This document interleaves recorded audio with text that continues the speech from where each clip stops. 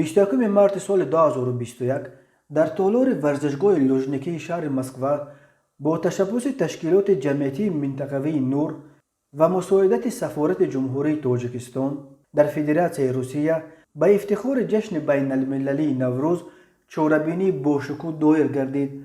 در چوربینی که از جانب دیاسپورای تاجیکان تشکیل گردید، نمایندگان مقامات دولتی روسیه، کورپوس دیپلماتی و سازمان‌های بین المللی، واسطه‌های اخبار عامه، اینچنین تشکیلات جوانان از منطقه‌های گوناگون روسیه شرکت ورزیدند. چوربینی با سخنرانی سفیر تاجیکستان در روسیه امام‌الدین ستاروف شروع گردید.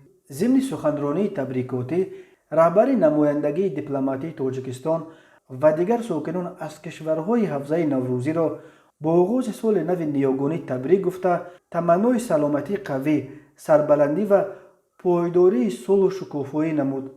به میهمانهای چوربینی نمایشگاه هنرهای مردمی از جمله نمونه شاهکاری‌های هنرمندان تاجیک، اسباب‌های موسیقی و لباس‌های ملی پیشکش گردید.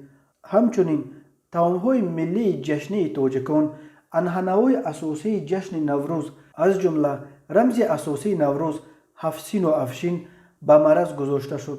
ضمناً مسابقه‌های عنعنوی ورزشی به افتخار نوروز از قبیل والیبال بین دسته‌های مردانه و زنانه، گشتنگیری، تنیس روی میز و دستخوابانی به چوربینی شکوه خاصه بخشید.